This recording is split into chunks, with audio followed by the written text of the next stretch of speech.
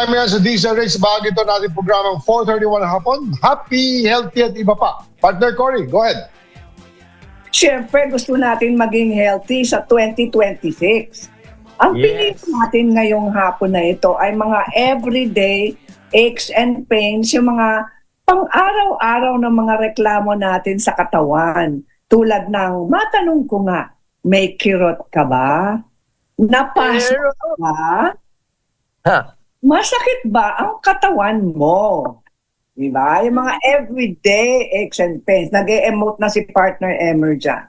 Sakit. Okay, mag-umpisa po tayo sa bruises and sprains. Hindi maiiwasan yan, di ba?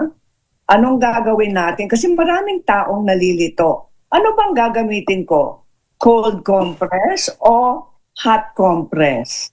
Kung meron kayong, let's say, namamaga, meron kayong sprain, o meron kayong bruises, anong gagamitin nyo? Ito yung rule ng mga doktor. The first 24 to 48 hours, so yung unang 24 hanggang 48 hours, ay gagamitin ang cold compress. Yun, cold compress. Dapat malamig. Dapat ice ang ilalagay sa isang ice pack, sa ice compress, at yan ang ilalagay sa lugar na kung saan meron kayong konting maga. Ngayon, gaano katagal? Dapat not more than mga 5 or 7 minutes sa lugar na yon. Then after a while, rest mo na. After 10 minutes, ilagay ulit. Tapos hanggang 20 minutes pwede.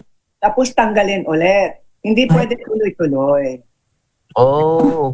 Oo. Ayun, that's the compress. Pagkatapos ng 48 hours, pwede po tayo maglagay ng warm compress. Okay. Malinaw na yun. Let's say, nagising ka sa umaga, tapos masakit ang likod mo, let's say yung balakang mo, di ba? Very stiff. Kung dahil lang sa stiffness, pwede maglagay ng warm compress. Pero kung meron kayong pasa, o meron kayong pamamasa, ang ilalagay ay cold compress. Cold compress. Malinaw? Okay. Cold, Okay, ngayon. cold, warm. Ito, cold muna before warm. After 48 hours, pwedeng warm na.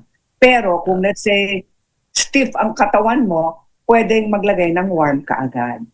Let's say, Ayun. frozen shoulder natin, o let's say, basta meron kang sprain sa kamay. Di ba? Or stiffness, especially for lower back, maganda yung warm compress. Ito, minor burns. Mga tao hindi nila alam Pag napaso sila, let's say minor burns lang, ano ang gagawin nyo? Huwag kayong maghanap ng mantikilya. Hindi yan ang ginagamit. Yung Sa mantikilya, tinapay, ginagamit yan. Sa tinapay. huwag kayong maglagay ng mantikilya or oil sa napasong kamay o paa. Okay? Ang gagawin po natin para bumaba ang temperatura ng init ng pagpasok sa kamay o paa, you put it under running water. Buksan ang gripo, ilagay yung kamay doon para, bumababa yung tubig doon, binubuhusan yung tubig ng faucet water, sa ating kamay para bumaba ang temperatura or init ng kamay o lugar kung saan napasok po kayo. Pagkatapos noon, ito ang ginawa ko para sa sarili. Nagpitas ako ng fresh aloe vera sa garden. Fresh! Binalatan ko yung aloe vera. Tinugasan ko ng konti para matanggal yung yellow, sticky part ng aloe vera o yung sabila. Tapos pinatong ko sa kamay ko na napaso at binalo ko ng panyo. The next morning, pumunta na ako sa doktor. Sa totoo lang, mga kaibigan, mga kababayan, ginamit ko yung sabila. Okay? Sabila.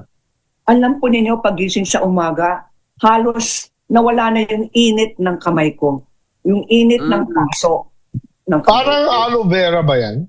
Aloe vera is sabila. Sabila. Wild yan. Wild na halaman yan. Okay. Minor, but nung pumunta ako sa doktor the next morning, tinanong nila sa akin, anong nilagay mo? Sabi ko, running water, very good. Pagkatapos nilagay ko ng aloe vera, ha? Sabi ng doktor, nilagyan mo ng aloe vera? Opo. Oo, bakit? Tama. Alam mo, nag-umpisa na ang paghihilom ng aking balat. Galing ah. Okay, I don't need you, Doc. minor body aches. Pag masakit na masakit ang legs natin na sobrang bigat at hindi tayo makapagod. Pagdating sa tahanan po ninyo, itaas ang mga paa. Mas mataas pa sa ulo natin. So, nakahiga tayo tapos nakataas yung paa. Let the blood, yung circulation ng ating dugo ay kailangan bumalik sa puso. Huwag mag-iipon sa paa para mawala ang inflammation. Ngayon, kung meron po tayong foot soak, mas maigi. Dapat meron tayong konting balde, maliit na balde, lagyan ng warm water, hindi masyadong boiling water ha, warm water, lagyan ng asin dagat. Salt Alam water. niyo bakit asin dagat? Kasi yung asin dagat ay mataas sa magnesium. Magnesium. Yung magnesium ay pamparelax ng ating muscles, especially tired muscles. Okay? Yung pala. Gusto ko mang dagdagan, kumuha tayo ng magnesium powder at pwedeng ihaluin yung magnesium powder sa mainit na tubig. Now, ang foot soak natin ay dapat 30 minutes, 20 to 30 minutes. Pagkatapos mararamdaman po ninyo na nagre-relax na yung inyong mga muscles.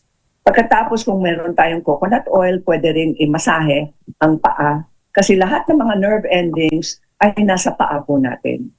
Imasahe lang ng konti. Ngayon, huwag kayong magpapamasahe kung meron kayong lagnat. Bawal. Ayun, bawal pa tayo. Bawal. Okay, yan ang ating happy, healthy at ang ating positive thought for the week is, gagaling na ako. Gagaling na ako! I will get well. I will get At syempre, pag meron po kayong consistent at persistent body ache and pain, magpakonsulta po kayo sa doktor. Kaya ang Very special good. guest po natin ngayon ay doktora, batikan na doktora, partner Ricky. Yes. Okay.